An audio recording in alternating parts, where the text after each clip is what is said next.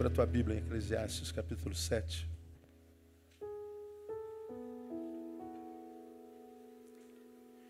Estamos gravando todas as nossas mensagens em DVD. E a maioria delas não estão, e algumas eu estou revendo. Me abençoaram tanto e abençoaram tanta gente que algumas eu revejo. Essa é uma que há alguns anos ministrei, que eu queria fazê-lo mais uma vez nessa noite, julgo extremamente pertinente.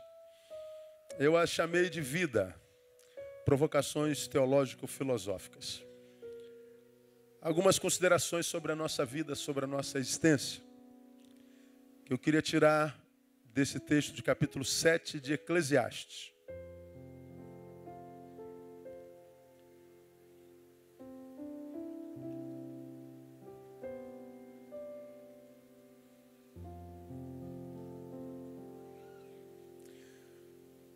Três realidades. A primeira vem do versículo 13.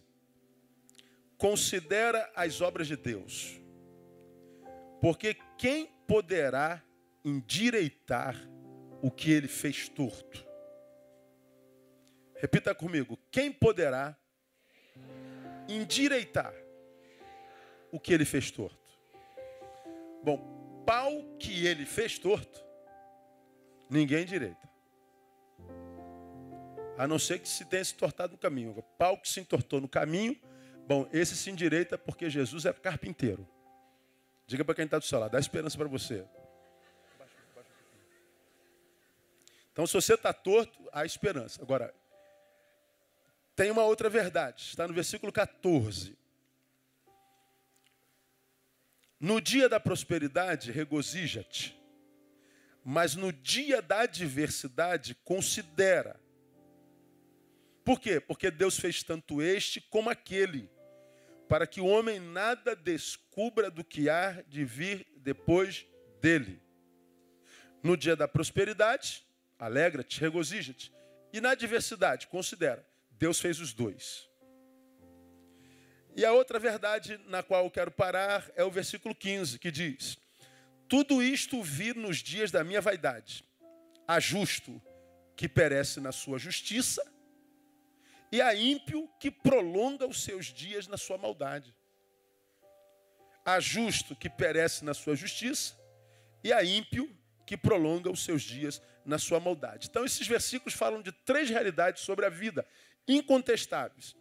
A primeira delas fala sobre a imutabilidade de muitas coisas, inclusive de pessoas. Quem poderá endireitar o que ele fez torto? Do que Salomão está falando? Tem coisas na vida que são imutáveis. Fala, inclusive, que entre essas coisas, pessoas não mudam. No 14, fala sobre a ambiguidade da vida. Há dia que a gente está feliz, há dia que a gente tem prosperidade, mas o outro dia, o que a gente tem é diversidade. No outro dia, o que a gente tem é tristeza. No outro dia, o que a gente tem é o que nós não sonhamos na vida. Ele fala sobre a ambiguidade da vida. Aí no versículo 15, ele fala sobre as injustiças inexplicáveis da vida. O justo morre na sua justiça e o ímpio prolonga a vida. Então, ele fala sobre a imutabilidade de muitas coisas, entre essas coisas, pessoas. Ele fala sobre a ambiguidade da vida e ele fala sobre as injustiças da vida. Quero começar pela ambiguidade. Considerem comigo. Ser ambíguo, uma coisa ambígua, é ser uma coisa que tem mais de um sentido ou uma coisa que tem mais de uma direção. Ambiguidade é poder entender uma coisa por essa vertente, mas por essa também. É a mesma coisa.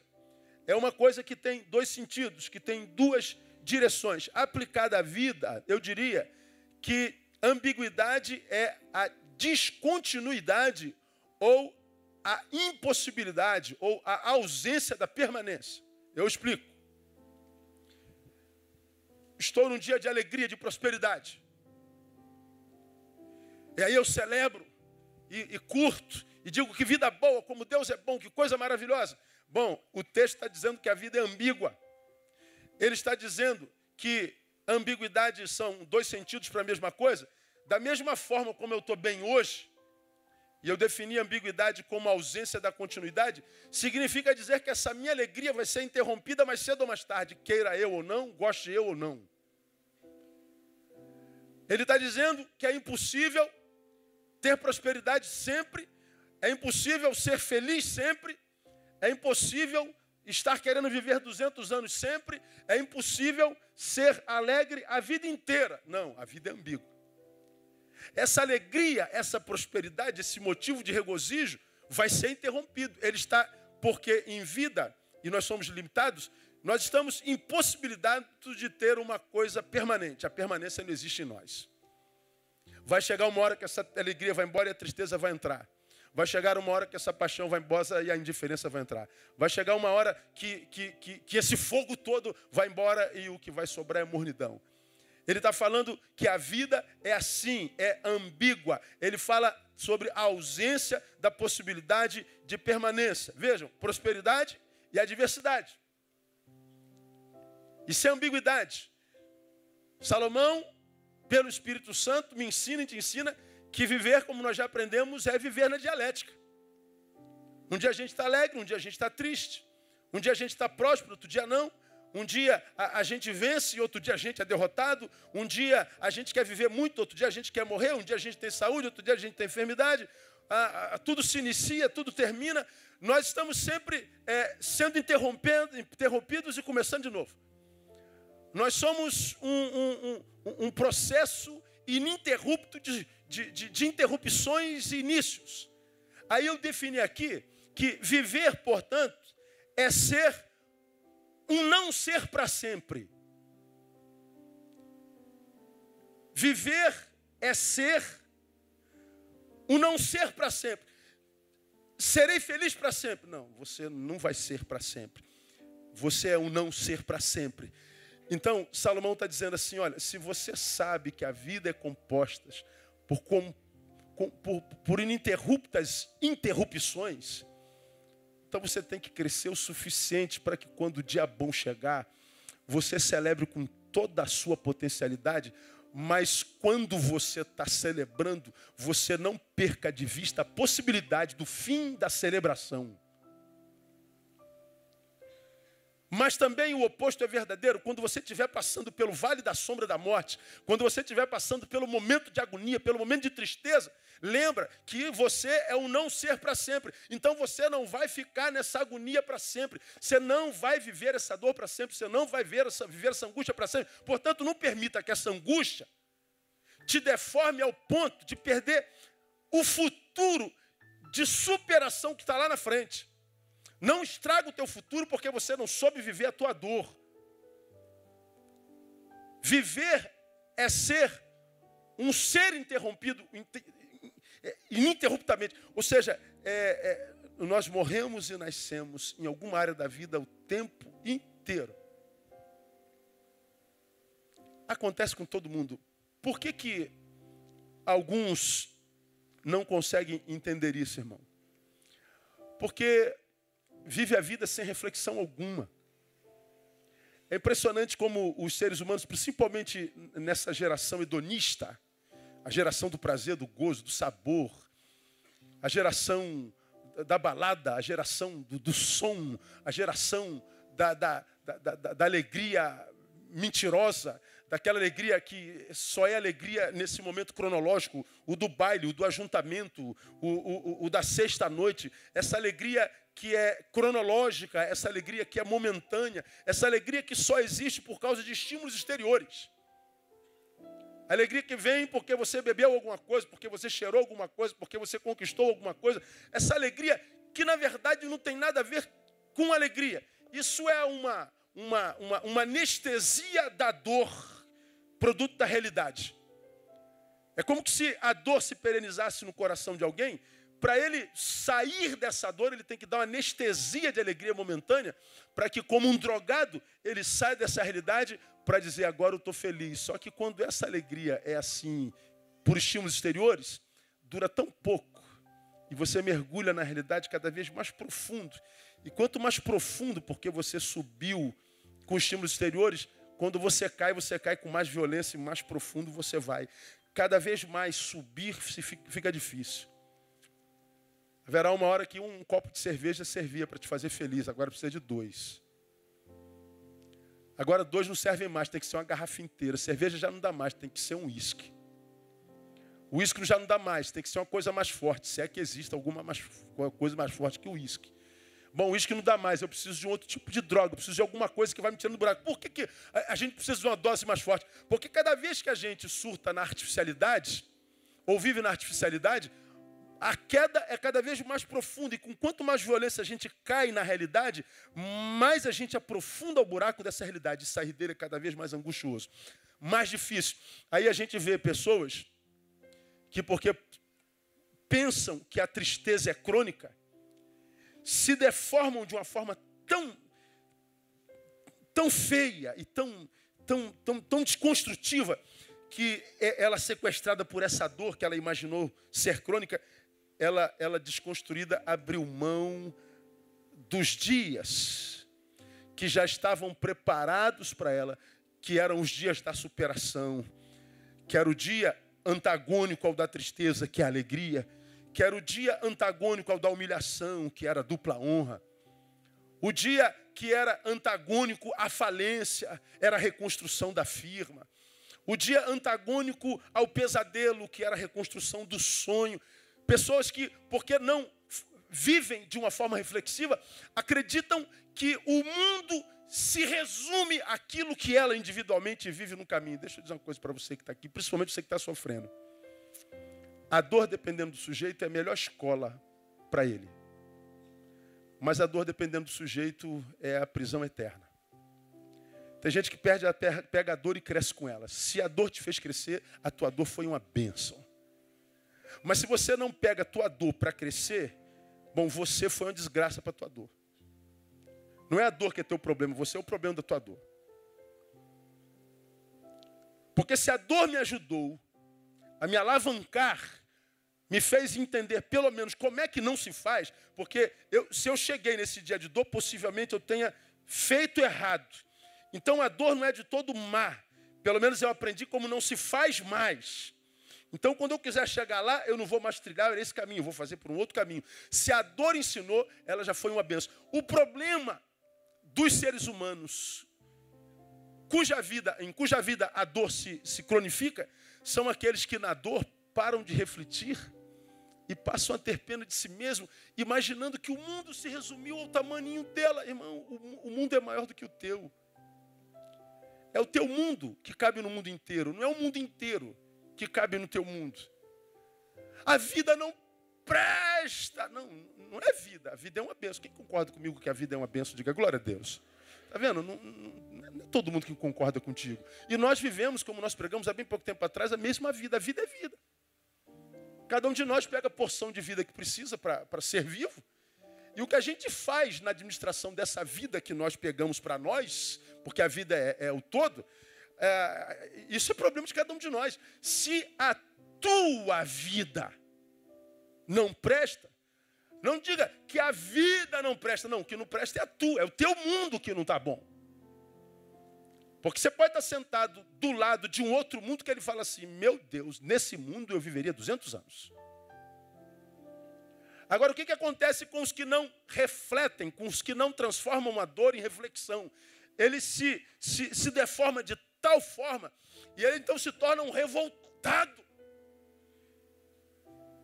Um revoltado generalizante. Ele diz que a vida não presta. Um homem a machucou, ela diz, nenhum homem presta. Uma mulher o machucou, mulher não vale nada. Uma igreja o feriu, igreja nenhuma presta. Um amigo traiu, ele diz, não existem amigos. É um generalizante.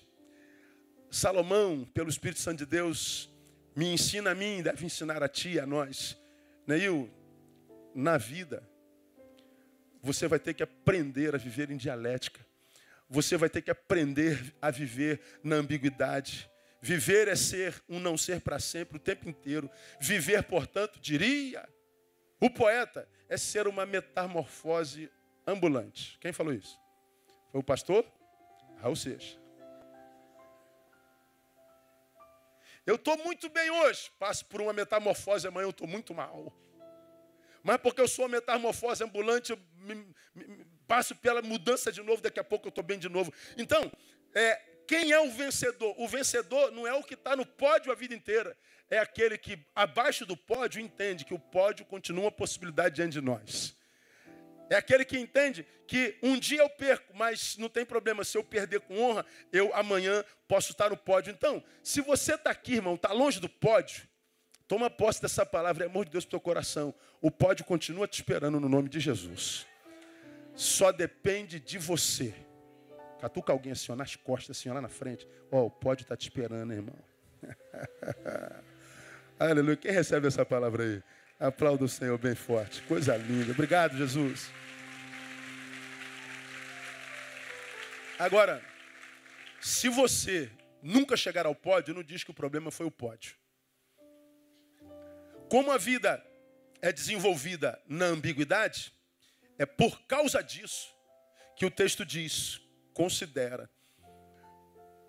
No tempo da prosperidade, regozija, mas na adversidade, considera. Por quê? Pois o que é estranho à existência não é a ambiguidade da vida. O que é estranho à existência é o nosso despreparo para viver os dias.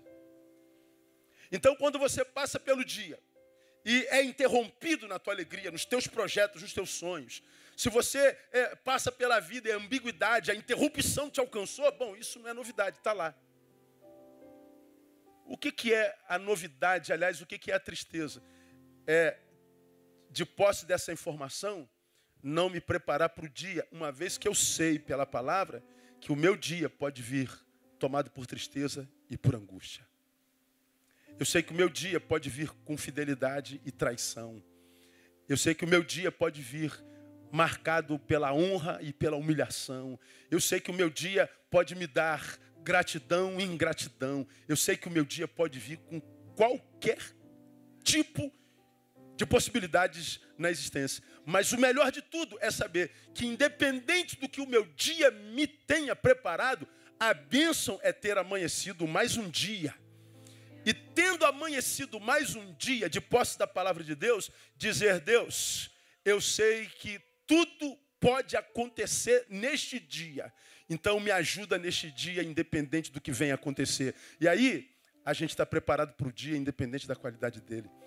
Como você já me ouviu pregar, se é muita alegria, se é muita honra, eu venço sem ensoberbecer-me, sem passar pela soberba, porque eu sei que eu não vou ficar aqui em cima a vida inteira. Mas se eu sou humilhado e perco, eu não me torno medíocre, que morre de pena de si mesmo, porque eu sei que eu não vou ficar aqui embaixo a vida inteira.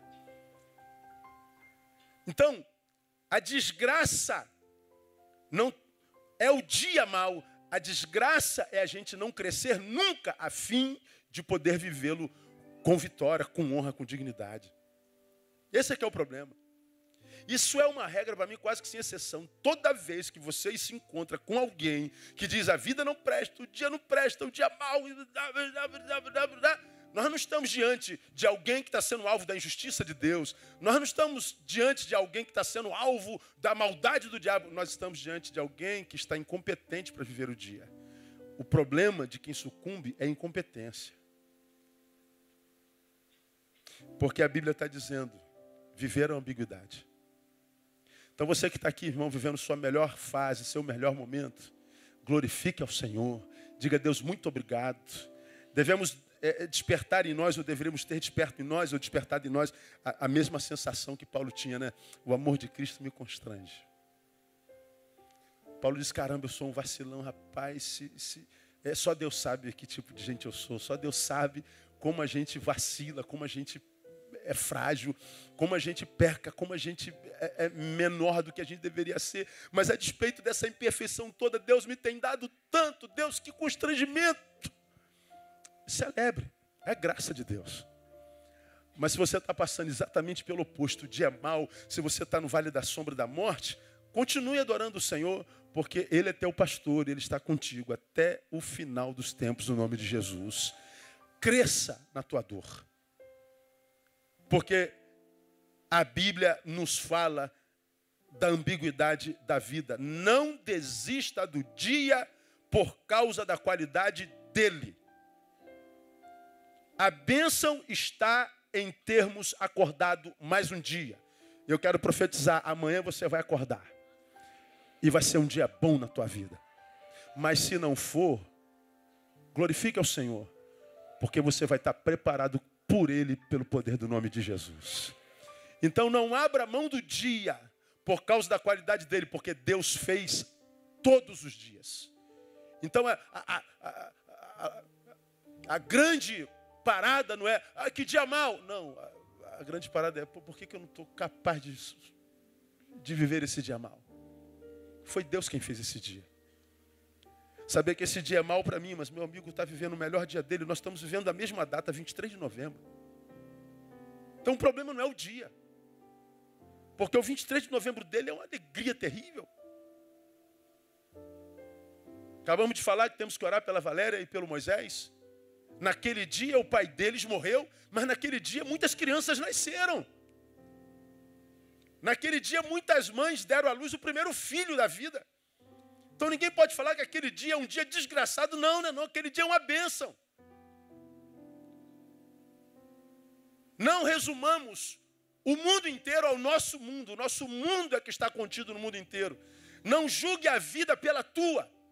Porque senão você diminui demais o que Deus é. E quando você diminui demais o que Deus é, esse Deus vira teu Deus. Um Deus pequeno, um Deus que você criou. Um Deus que não pode te ajudar a sair de onde você está. Teu Deus é maior do que a tua adversidade. E Ele vai te capacitar para superá-la no nome de Jesus. Você recebe essa palavra, meu ou não? Aleluia. Ambiguidade. Mas também o texto fala sobre as injustiças da vida. No versículo 15 está dito, tudo isto vi nos dias da minha vaidade. Há justo que perece na sua justiça e há ímpio que prolonga o seu dia na maldade. É a injustiça da vida. É aquele camarada, né, que você conhece desde moleque. O moleque é santo, correto, filhão, paizão, gente boa.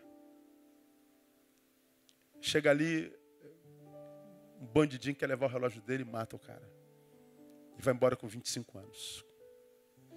Aí tem aquele outro que não vale nada desde garotinho. Desde garotinho já roubava o pirulito do coleguinha.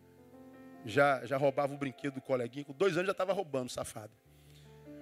Com 12 matou o primeiro. Aos 16 pegou cadeia. E ontem comemorou 101 anos de vida. Meu Deus, cara. O cara é ruim. E o vaso ruim não quebra. O cara sobe no 10º andar, cai, pum, e sai andando. 10º andar. O cara bom tropeça no degrau da igreja, bate a cabeça no banco e morre. Acontece isso? Tu vê gente assim, meu Deus, essa família é muito abençoada e a vida é tão miserável. Pô, esse cara é um vagabundo, olha só, tudo dá certo para esse cara. Aí você fala assim, mas Deus, que injustiça. Bom, o texto está dizendo que é assim mesmo, a vida é assim mesmo. Ah, mas não devia ser. Eu também acho, mas é. Mas Deus não é justo. Eu também acho, mas é assim mesmo. E o que você pode fazer? Que poder você tem para mudar essa realidade da injustiça? Porque o que eu tenho visto é alguns tomados por esse senso de justiça, adoecer pela injustiça que nos cerca na terra. Uma justiça contra a qual a gente não pode fazer absolutamente nada. Por quê? Porque há razão para essa injustiça sistêmica. Há uma lógica e a Bíblia nos ensina sobre isso. A primeira lógica é o quê? É o pecado.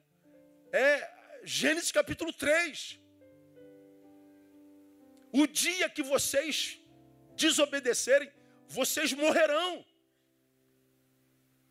Se comerem da árvore, morrerão. E o homem comeu, nossos pais comeram, nossos pais desobedeceram. E a desobediência produziu morte. Morte em todas as instâncias. Morte nos nossos relacionamentos. Ó Deus, foi a mulher que tu me deste. Ó. Ou seja, a relação do homem com a mulher, que era de protetor, agora é de acusador. A relação do homem, que era de filho, é de acusador. Sabe por que isso aconteceu, Deus? A mulher que tu me deste. Quem é o culpado? Deus. Se o Senhor me deixasse sozinho aqui no Éden, não tinha acontecido essa desgraça. Mas olha o que o Senhor fez. Veja o que a desobediência fez. Quebrou os vínculos horizontais, quebrou os vínculos verticais. Gerou morte relacional. Gerou morte geográfica. Porque depois que eles pecam, haviam comido a árvore do conhecimento do bem e do mal, havia uma outra árvore no jardim que era a árvore da vida.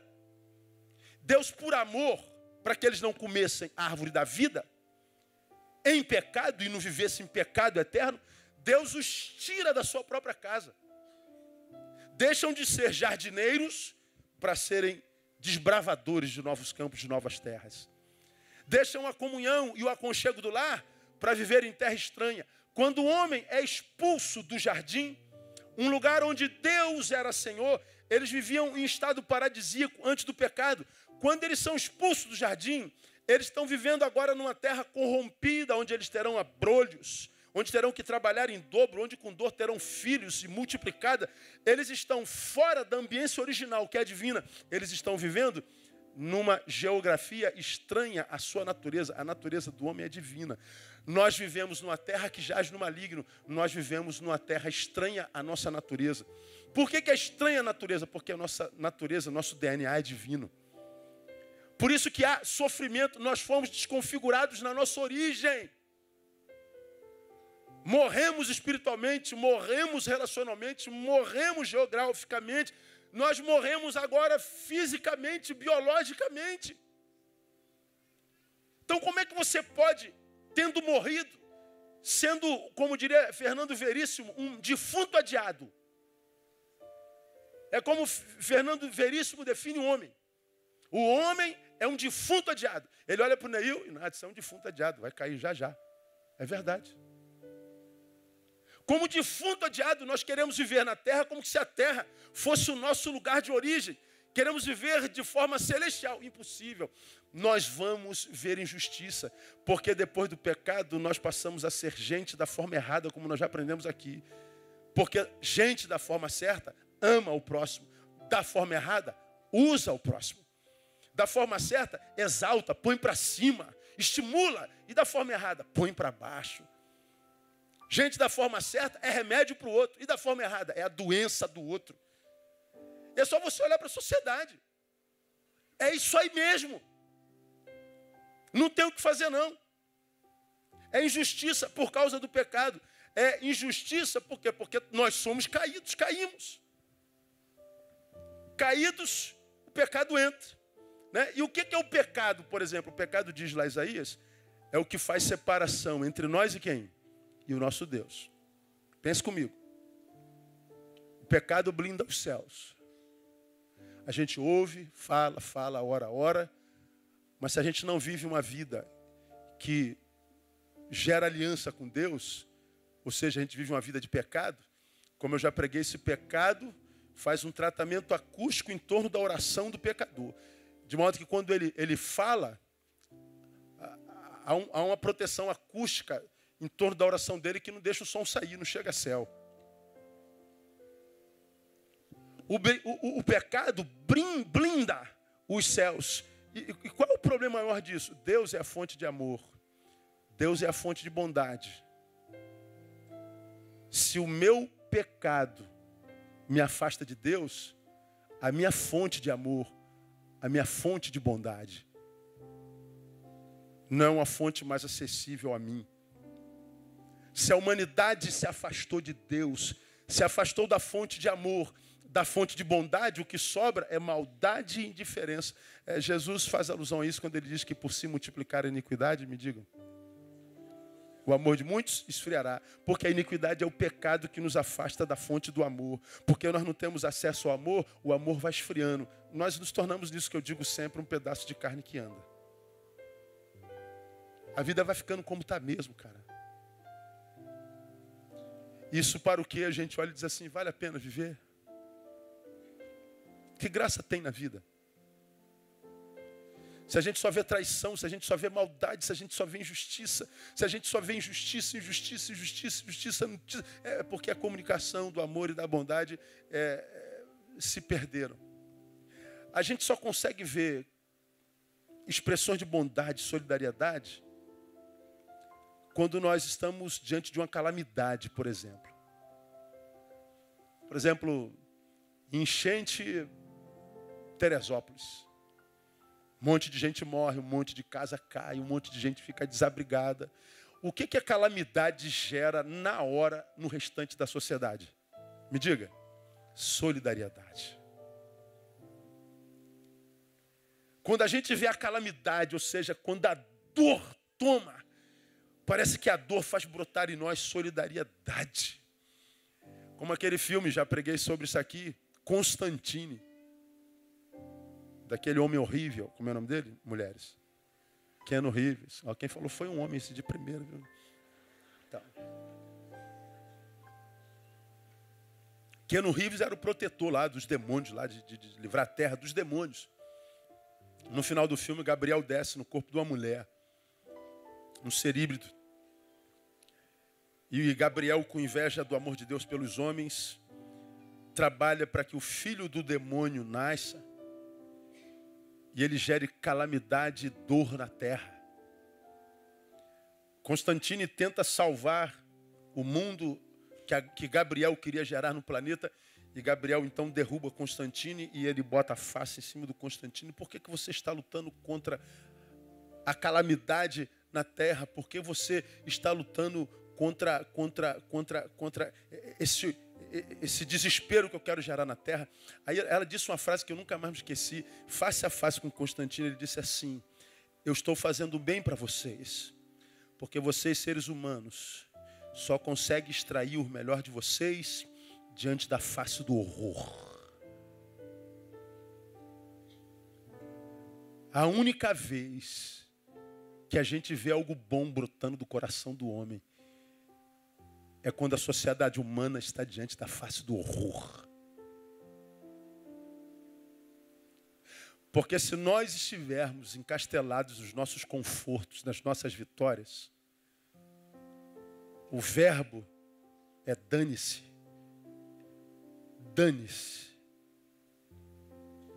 Não tenho nada a ver contigo, você não tem nada a ver comigo, não se meta na minha vida, não me meto na tua. Nós somos indiferentes.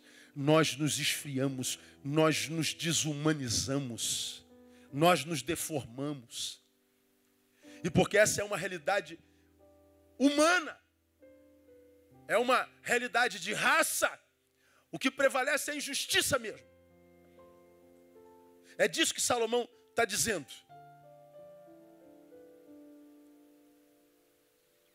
Justo morrendo na sua justiça e ímpios prolongando a vida na sua injustiça.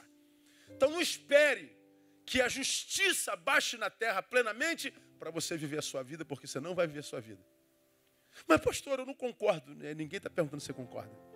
A vida é assim mesmo. Nós escolhemos isso. Se eu sei que isso é assim, eu tenho que aprender a conviver nessa realidade. A terceira realidade é o versículo 13, que fala da imutabilidade das muitas coisas, entre elas o homem. Quem poderá endireitar o que ele fez torto? Ele está dizendo assim, tem coisas que não mudam mesmo. Não mudam. Há coisas na vida que são imutáveis. Para de tentar mudar o que não é mutável. Você vai despender esforços preciosos que você vai precisar. Você vai perder força que você vai precisar quando você estiver lá no Vale da Sombra da Morte. Poupe-se. Entre as coisas imutáveis da vida, provavelmente esteja o homem. Tal afirmativa, para nós cristãos, parece ambígua. Por quê? Em função da nossa compreensão do Evangelho, que tem como premissa maior a conversão, não é? Quando o homem se encontra com Deus, um novo homem é gerado dentro dele, então a pessoa muda sim, pastor. Pessoas mudam. Aí eu perguntaria para vocês, pessoas mudam? Bom, cada um tem uma resposta, né? Alguns de vocês, claro que muda. Mudam. Outros não mudam, não. Pessoas mudam? Não, nem sempre não, ou sim ou não. Nem sempre está dizendo sim. Está dizendo não. Pessoas mudam ou não? Bom, o texto está dizendo que existem coisas que não mudam.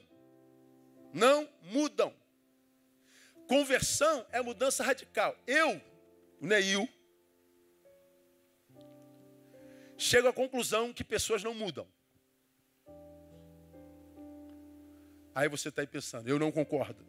Claro, é o direito seu. Mas de que premissa eu passo? É que a conversão não muda o que a pessoa é em essência. Vou mostrar para vocês isso na Bíblia. A conversão capacita o homem convertido para não se render ao que na essência é ruim. O que na essência é má. O que na essência é perverso. O que na essência é danoso e o afasta de Deus. O que é a conversão? É pegar o homem caído que eu sou, deformado pelo pecado, é pegar esse homem caído, esse homem pecador, e restaurar nele a humanidade. É o que o Evangelho faz. Quem usa essa palavra que eu usar é o Ari. O Evangelho mata o pecador e faz nascer um ser humano. Mas a questão que eu abordo nessa oportunidade para a nossa reflexão teológico-filosófica, esse ser humano que nasceu no pecador, é um ser humano que não é mais passível de influência pelo pecador que morreu? Será que o pecador em mim morreu mesmo? Será que o ser humano que foi gerado em mim, restaurado pela fé, não carrega mais nada de ruim da minha herança do homem velho? Será que não habita em mim mal algum que seja capaz de, a partir de mim, me matar? Não acredito nisso. Eu acredito que eu continuo sendo o mesmo, e a diferença é que o novo homem que foi gerado em mim me capacita para dominar o velho que em mim existe e vai existir até o final. Como eu já preguei aqui no passado, é como que se ele gerasse uma nova personalidade em mim. Pelo que se alguém está em Cristo, ele é nova criatura. As coisas velhas já passaram. Eis que tudo se fez novo. Então, pastor, ele é nova criatura. É nova criatura. As coisas velhas passaram. As práticas passaram. As dívidas foram apagadas, aquelas do passado. Você está livre para viver a tua liberdade. Isso não quer dizer que você não carrega heranças, influências, traumas da tua vida pregressa. O novo homem é o homem que põe o velho na coleira. Ele está lá. A minha pior parte está aqui, mas eu a domino. Não é ela que me domina mais. Eu a domino pelo poder do Espírito Santo em mim. Não significa dizer que eu mudei, eu cresci, me enxerguei e me dominei. Mas eu estou lá. Quando você dá espaço para o velho homem, ele vem e te domina. O novo homem é o que bota o velho na coleira. O velho não morre, ele está ali em estado de torpor. A mudança, portanto, não é estrutural. A mudança é nos princípios e nos valores. Eu sou quase tentado a crer como um autor chamado Paul Bronson, que escreveu O que Devo Fazer com a Minha Vida. Lê esse livro. Paul Bronson, ele diz assim, pessoas não mudam, inevitavelmente, inexoravelmente não mudam. As pessoas dizem que mudam. Elas falam que mudaram. Elas acreditam que mudaram, mas ela não muda. Aí ele faz alusão a uma pesquisa que a IBM, em 2004, fez nos Estados Unidos. Ela reuniu nos Estados Unidos os cérebros mais brilhantes que o planeta tem. E para que a IBM reuniu os cérebros mais brilhantes que o planeta tem? para acabar com uma das coisas que geram mais morte na humanidade. Qual é? A questão da saúde. Pra você ter uma ideia, só os Estados Unidos gastam mais de 2 trilhões por ano para cuidar da saúde da sua população. Os cérebros reunidos pela IBM estudaram por que as pessoas estão doentes, por que tanta gente morre por falta de saúde, por que a saúde se deteriora tão rápido. Bom, chegaram à conclusão que hoje para nós é boba, é a nossa alimentação. Eles chegaram à conclusão que se nós mudássemos hábitos alimentares, nós reduziríamos o gasto em saúde a 1/3 do que é gasto. Bastava que os seres humanos mudassem os seus hábitos alimentares, só isso. Prolongaria-se a vida por pelo menos mais 20 anos. Com muito menos gastos. A vida ficaria mais fácil, mais leve, mais saudável. Basta que os seres humanos mudem. Começaram uma campanha. Eles descobriram que em cada 10 seres humanos, mesmo naqueles que estavam na iminência da morte, apenas um conseguiu mudar hábitos alimentares. Como quem diz, eu prefiro morrer de barriga cheia do que viver mais 20 anos tendo que comer alface. Reeducação alimentar. Bom, pergunte para você, quantas pessoas estão aqui que estão 2 quilos acima do peso, pelo menos? Não precisa levantar a mão.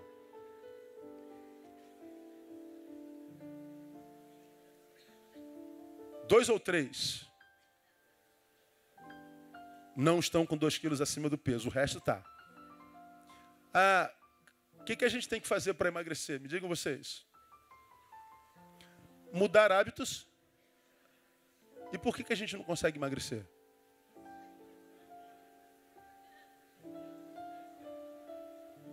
Como é que se vence o demônio da gordura? Com jejum, sem oração.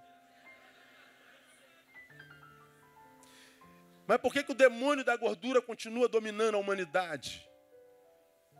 60% da população mundial está obesa. Aqui no estado está na África, está morrendo de fome.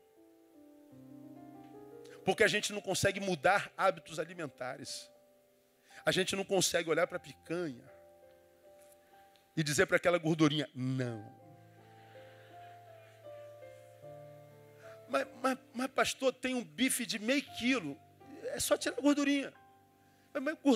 Picanha sem gordura é alcatra. Eu não vou reduzir a picanha a um alcatra. Isso é pecado, pastor. Então come e morre, desgraçado. Com as tuas veias entupidas. Pessoas não mudam. A gente não consegue mudar hábito alimentar, consegue mudar estrutura existencial. Você acha que a gente consegue mudar psiquismos? Você acha que a gente consegue mudar caráter, personalidades? A gente não consegue mudar hábitos. A gente tem uma dificuldade enorme com mudanças. E o que a Bíblia está falando aqui? Sobre a imutabilidade da vida. Sobre o fato de que tem coisas que nascem tortas e vão morrer tortas. Agora, por que você acha que Deus se preocupa em falar sobre a torteza das vidas? Por que Deus insiste? Porque se pessoas não mudam, se a vida é injusta, se viver só é possível na ambiguidade, como é que a gente vive? Ele está dizendo que você tem que criar estruturas existenciais para que você, ao passar num caminho e se encontrar, por exemplo, com gente que é a mesma gente que você conheceu há 20 anos atrás. A mesma coisa, você diz, meu Deus, as pessoas não mudam. Como eu estou frustrado, como eu estou decepcionado, como eu estou magoado, como eu estou triste. O Senhor está dizendo assim, aprenda que assim é a vida, pô. Para que isso está na Bíblia? Para que quando no caminho eu ver tanta injustiça, tantos ladrões impunes, tanta gente humilhada sem honra, quando eu ver tanta dor por causa da injustiça, eu não pire, porque a vida é assim mesmo, pô.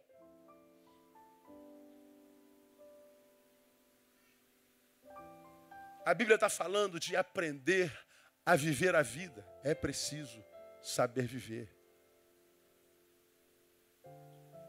É preciso saber viver. Bom, se as pessoas não mudam, se a vida é injusta, se viver só é possível na ambiguidade, como viver? Como é possível? Bom, esses textos nos ensinam, a gente termina. Primeiro, mais do que produzir para ter, busque estar para conhecer. Produzir, ter, não, isso não deve ser prioridade. Mas é a prioridade dessa geração. Você trabalha. Ter. Trabalho. Teu trabalho te rouba da vocação. Você não tem tempo para Deus. Você é um estranho na casa do Pai. Quanto tempo você é convertido? 200 anos. Se a tua igreja dependesse de você, a igreja de Deus dependesse de você, como é que estava a sua igreja? Fechada. Porque você está muito ocupado ganhando dinheiro. Como disse alguém, perde a saúde para ganhar dinheiro, depois perde o dinheiro para recuperar a saúde. Você está tão desesperado em ter, trabalha, achando que isso é vida. Achando que a vida se desenvolve no ter e no amealhar. Mas o texto me ensina que é melhor estar para conhecer. No versículo 12, volta para a sua Bíblia e diz assim: porque a sabedoria serve de defesa. Como de defesa serve o dinheiro. Mas a excelência da sabedoria é que ela preserva a vida de quem a possui. Olha o que o cara está falando. Sabedoria e dinheiro defendem a gente. Servem de defesa. Mas por que a sabedoria é melhor do que o dinheiro? Porque a sabedoria gera vida, dinheiro não. Então o que ele está dizendo? Ao invés de produzir para ter, busque estar para conhecer. Principalmente conhecer a si mesmo. É ouvir o que está lá no pórtico de Delfos. Lá na antiga Grécia, que é atribuída a Sócrates. Conhece-te a ti mesmo. Porque nós vivemos tão ocupados, desesperados, angustiados para ter, para aparecer, para ostentar, para ser adorado, que a gente não tem tempo para parar e fazer análise. Para fazer uma análise do dia. Por que a gente ganha, perde, por que a gente tem tudo, está angustiado, por que a gente tem tanta coisa, todo mundo sonha ter o que a gente tem, a gente continua infeliz, a gente não para refletir, a gente não passa para conhecer, a gente nem sabe quem é a gente. Aí você está aí, ó, cheio de dinheiro, infeliz. Passou no concurso que sempre sonhou, infeliz. Conquistou a mulher e o cara que você queria, infeliz. Está onde sempre sonhou, o sonho é pesadelo. Continua com um buraco na alma desse tamanho. Porque tem, mas não é. Tem vida, mas não sabe vivê-la. Como disse Boff, o homem, ou a sabedoria de um homem não é mensurada pela quantidade de informações que possui, mas pelo uso que faz dela. Sábio não é quem tem muito, é quem sabe usar o que tem. É no uso da coisa que a vida se estabelece. Então, o conhecimento é importante, principalmente o de nós mesmos, mais do que conhecer e entender o mundo, os outros, a razão, a ausência dela na vida. Conhece-te a ti mesmo, cara. Por que a gente precisa de autoconhecimento? Por 3 razões. Primeiro, saberemos quem somos. Se eu sei quem eu sou, resolvi minha crise de identidade, portanto a minha crise de missão está resolvida. Você lembra que eu já preguei sobre isso aqui? Vamos imaginar que você descobriu que no corpo de Cristo você é ouvido, orelha. O que você tem que fazer? Ouve. Hoje eu almocei com o Márcio. O Márcio estudou música desde moleque. Mas quando chegou aqui, exímio pianista, tocava em casamentos, ganhava dinheiro tocando, exímio pianista. Tocava os grandes mestres da música, a vida inteira. Márcio vem para cá e Deus começa a trabalhar a vida do Márcio. Márcio abandonou a música. Hoje trabalha com dependente químico, conselheiro. Começa a psicologia daqui a pouco. Fez teologia. Algumas pessoas param o Márcio e falam assim, cara, mas você está maluco, cara? Você estudou música a tua vida inteira. Você era o melhor pianista que eu já vi tocando. Meu Deus, como é que pode? E ele fala assim, ó, deixei sem peso algum. Porque eu descobri que no corpo não era a música a minha vocação. Embora eu fizesse muito bem, Eu descobri que não era isso que planificava meu ser. O que me dá sabor à vida é gente. É aconselhar. É ver restauração. E ele largou tudo o que estudou a juventude todinha. E ele disse assim, ó, sem peso algum. Por que você foi sem peso algum? Eu digo para ele, porque ele se encontrou. Ele resolveu o problema dele de identidade. Ele descobriu o que ele é no corpo. E por que descobriu o que precisa fazer no corpo? Descobriu quem é. Porque nós podemos cair na maior desgraça que um ser humano pode cair. Ser excelente numa coisa que não nasceu para fazer. Prosperar longe daquilo para o que nasceu para fazer. Porque você está fazendo uma coisa que você sonhou um dia que era só para ganhar dinheiro. Agora você está fazendo essa coisa há 20 anos. Tem dinheiro aberto, mas não é feliz. Aí você volta lá na infância e perguntar assim, o que você queria ser quando crescer? Aí tu lembra que hoje tu é engenheiro civil, trabalha com tijolo, com pedra, cimento e peão. Mas tu descobriu que tu gostava era de bicho. O sonho era ser veterinário.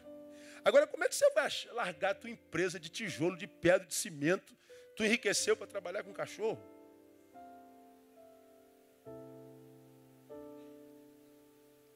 E qual o mal da geração pós-moderna? A gente, quando sonha futuro, a gente só sonha um futuro no qual a gente vai ganhar dinheiro. A gente não sonha um futuro no qual a gente vai ser feliz.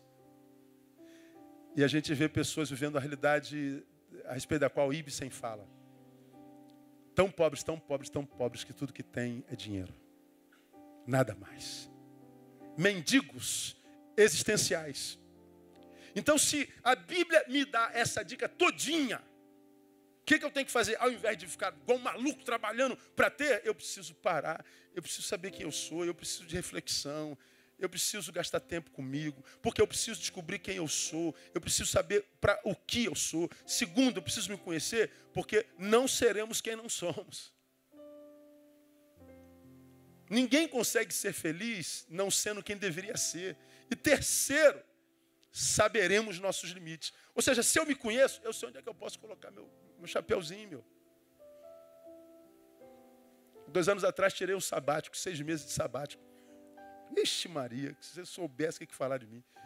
Eu fui de vagabundo a canceroso. De vagabundo a aidético. De vagabundo a quem está se mudando para os Estados Unidos para ganhar dinheiro. Porque os doutores da nossa vida estão ao nosso redor o tempo inteiro. Você fica gripado, pronto, aparecem os médicos. Ó, toma esse chazinho, toma aquele chazinho, toma isso aqui. Própolis com leite e batata. Não, é brócolis com manga e cenoura. E rapaz é médico para tudo que é lado. Você não tem direito de ficar, cada um chega com um negocinho. Todo mundo tem a solução para o teu problema. Só não tem problema deles. Mas para a nossa vida, meu irmão, esse irmão que está do seu lado sabe tudo que você precisa para ser feliz. Pode perguntar para ele, que ele sabe. Fala para ele o teu problema, ele vai te dar uma resposta. Ó, isso aqui. Mas olha para a vida dele para você ver se ele está feliz. É assim que a vida é. Como as pessoas têm resposta para as nossas dores. São como os amigos de Jó. Tu está sofrendo porque você emprestou dinheiro a juro. Tu está sofrendo porque os teus filhos exploraram os seus empregados. Você está sofrendo porque você foi injusto para com os teus empregados. E por que o Jó estava sofrendo? Tinha uma bendita de uma reunião no céu e o diabo estava junto. Quem vai saber que é o diabo que está no céu e Deus entregando o Jó na mão do diabo? Mas o Bildade e Zofar e Elifaz estavam dando a resposta para a vida de Jó. Quem tem amigos igual os amigos de Jó não precisa de inimigo, irmão. O diabo não precisa nem para reunião no céu. Eles já são suficientes para endiabrar a nossa vida. Por isso que eu preciso saber quem eu sou, para que eu não seja refém dos solucionadores dos nossos problemas. Para que eles percam poder em mim. Para que eu não sucumba à opinião alheia. Dos que não conhecem a nossa história, conhecem o nosso presente, mas não sabem a nossa história. Bom, eu parei porque se eu fico mais um dia, eu piro. Eu parei por 6 meses para que eu não parasse a vida toda. Eu me conheço. Porque parei 6 meses, a despeito da língua dos solucionadores de problemas, eu pretendo continuar fazendo o que eu faço até o final da minha vida, no nome de Jesus. E faço com esperança e alegria. Quando a gente se conhece, a gente sabe dos nossos limites. Então, ao invés de ficar igual um desesperado, como fica o homem sem Deus, atrás de ter. Para, irmão. Para pensar na vida, porque Salomão está nos ensinando sobre a ambiguidade dela, a imutabilidade das coisas, a justiça da vida. Então, mais do que produzir para ter, busque estar para conhecer. Caminhando para o final, faltam 2 tópicos. Mais do que respostas, busque equilíbrio. No versículo 16 está escrito assim: não sejas demasiadamente justo, nem demasiadamente sábio, porque te destruirias a ti mesmo. Peraí. Você está falando para eu não ser demasiadamente justo? É.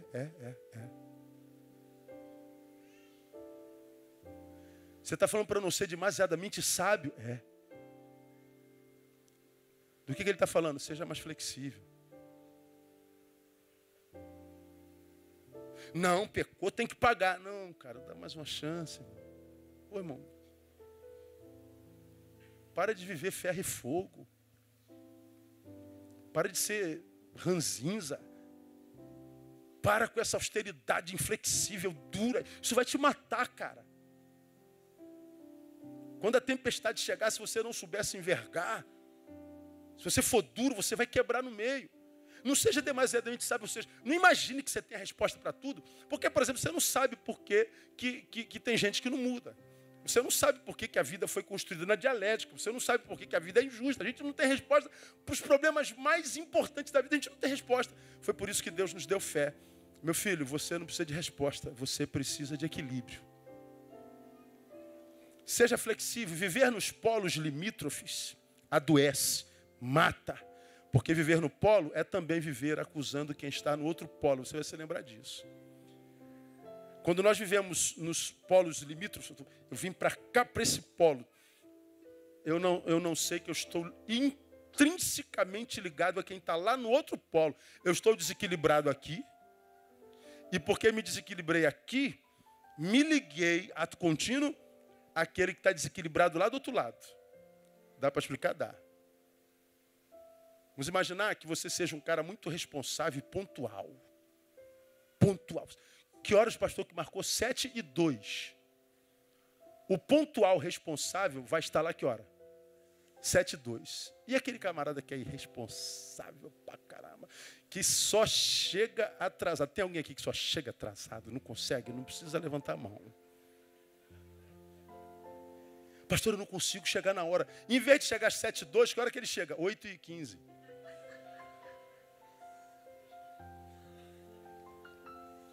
Bom, você é muito pontual. Em quem que você está intrinsecamente ligado? Ao atrasado. Aí tu chegou 7:02, ele chega 7:15. Pai do Senhor, tudo bem? Beleza? Aleluia, glória a Deus.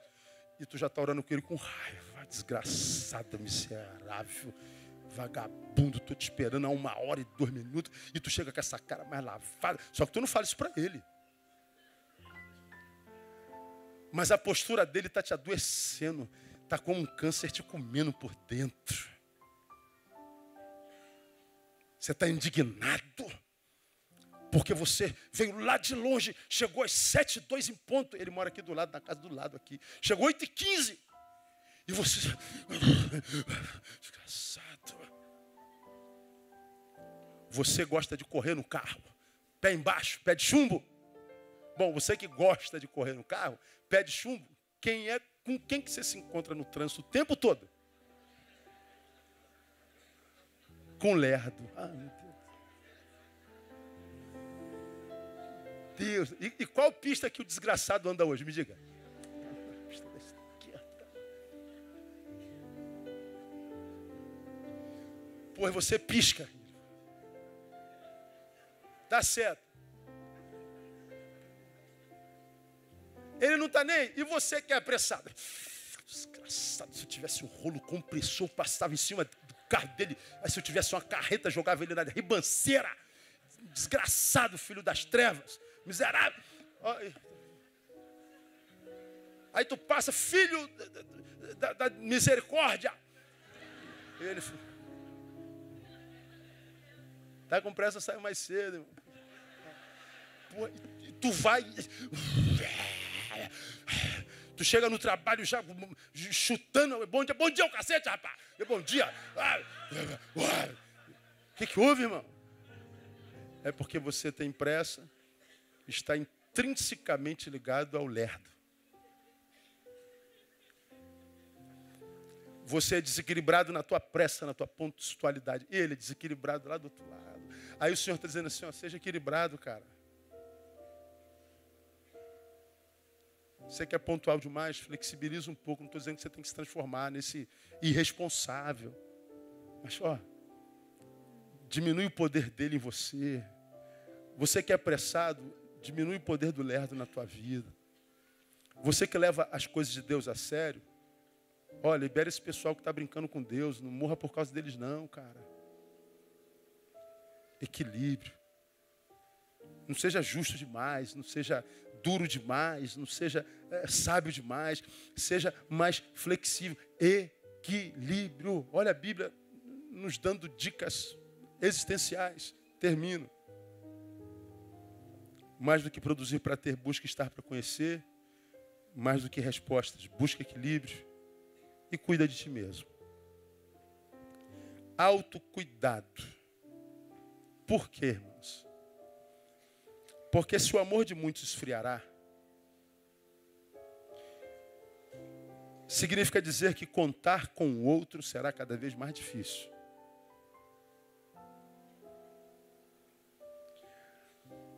A sociedade está cada vez mais dizendo, estou nem aí, irmão. Cara, não briga com o sentimento dos outros, não, estou nem aí, irmão. O empresário de farmácia, não tira o componente químico do remédio, não. Tem gente que precisa de sair para morrer, para viver, cara. Não, eu quero é lucro, estou nem aí, irmão. Ô, cara, não faz isso não, você vai prejudicar muita gente. Estou nem aí, irmão. Ô, cara, levanta a tampa do vaso aí, meu. Tem gente que vai usar o banheiro depois de você, estou nem aí. Nós vivemos uma total indiferença e ausência de respeito pelo outro.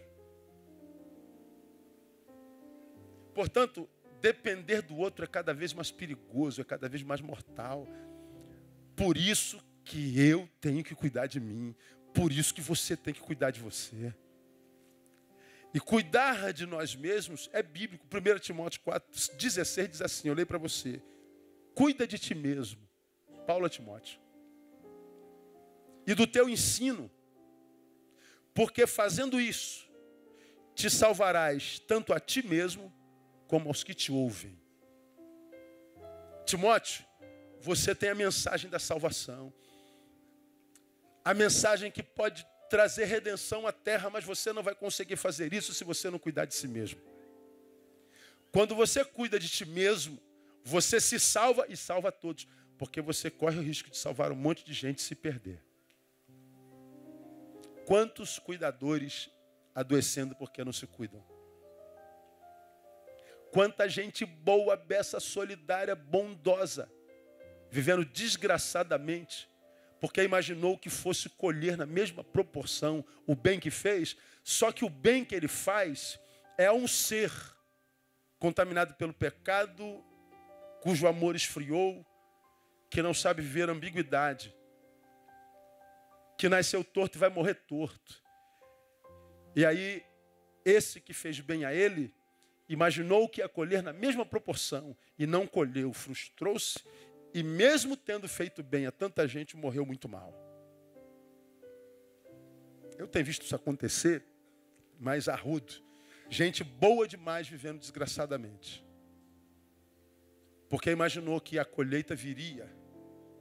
E imaginou por quê? Porque não conseguiu discernir a terra sobre a qual está semeando.